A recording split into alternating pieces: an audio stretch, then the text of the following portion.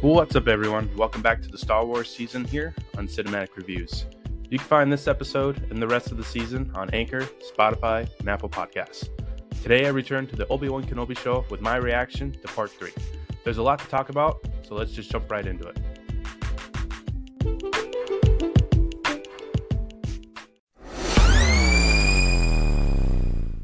Part 3 of the Kenobi show was freaking awesome.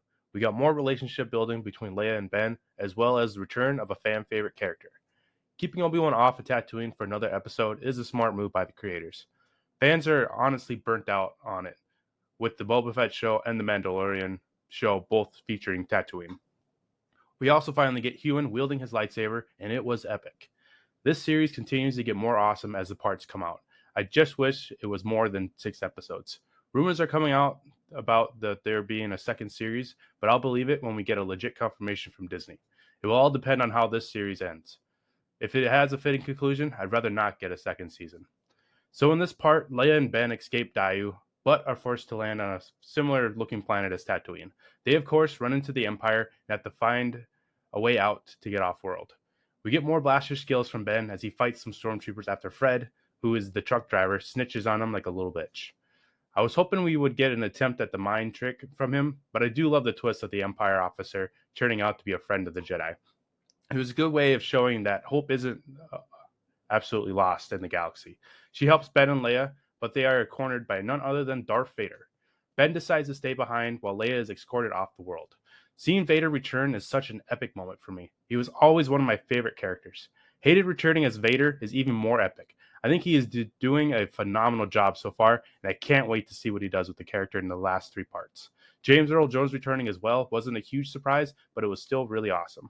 He's the voice of Vader. No one can replicate what he has done over the decades. Vader coming into the village murdering the locals one by one was so terrifying. We haven't seen this side of Vader in live action before. The best part in this episode was by far the lightsaber duel between Ben and Vader. I love the choice of Ben being rusty with his lightsaber because he has been separated from the Force for nearly a decade. The scene of Vader force choking Ben and then burning him in the fire was so intense. Fans know he doesn't die until A New Hope, but it's still a scary moment. Ben has saved the course and escapes Vader's clutches. One more note on the duel though. I love the cinematography and the bright colors of the lightsabers during the whole fight.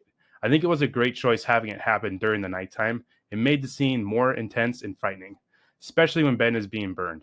I doubt this will be the last time that we see Vader and Ben square off with the lightsabers, but I'm assuming Ben will learn from his mistakes and receive guidance from Qui-Gon Jinn before facing Vader again. I think we get that face-off in the final episode.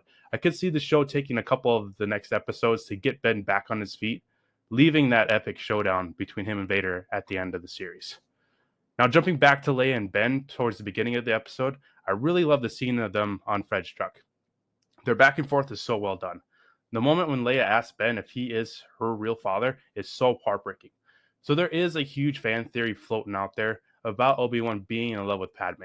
The prequels did have a couple of hints to it, but I think Obi-Wan loved Padme in a more friendship sort of way. Anakin loved her, and since Obi-Wan saw him as his own brother, he also grew fond of Padme over the years. I'm in the camp of Obi-Wan only having one love, and that was Satine. For those out there that haven't watched Clone Wars yet, Satine was the Duchess of Mandalore and the secret love of Obi-Wan Kenobi. I highly encourage everyone to check out the animated shows just in case she pops up in the series, which I really hope happens.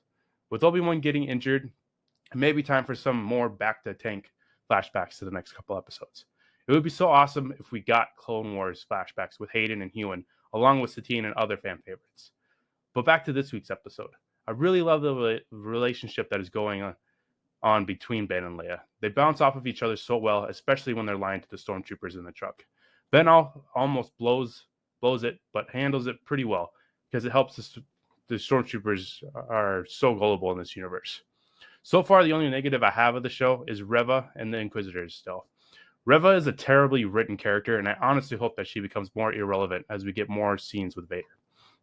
I'm sure we'll get some backstory on why she hates Obi-Wan so much, but I honestly don't care to find out what that reason is. All the Inquisitors are just unwanted noise at this point.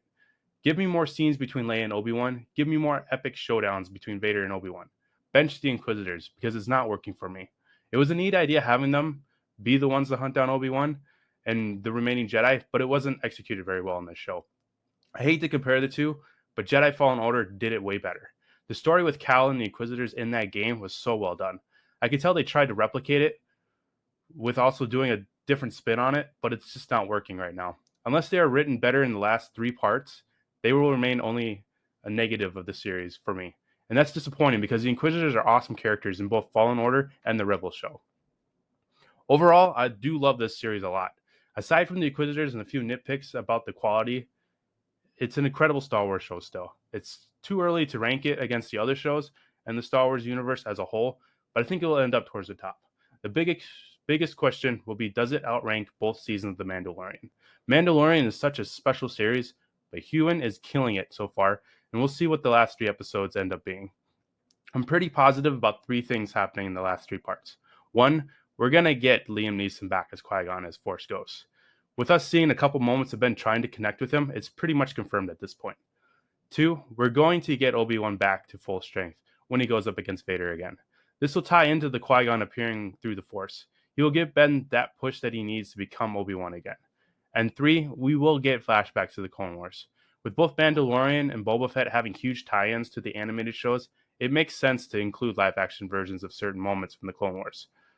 Now, what moments will those be exactly? Anything is possible at this point. If I had to guess, though, I would say a couple of moments with Hayden and Ewan in the Clone Wars outfits for sure. Hopefully a moment between Obi-Wan and Anakin, as well as either Mace Windu or Yoda. Either way, we're definitely getting some flashbacks, whether it's dreams or in the Back to Tank. I would prefer dreams since we got a ton of Back to Tank usage from the Boba Fett show. I'm really excited for next week's episode as well as the rest of the series. I honestly believe that this show can stick the landing and give us a Star Wars experience that we haven't had yet.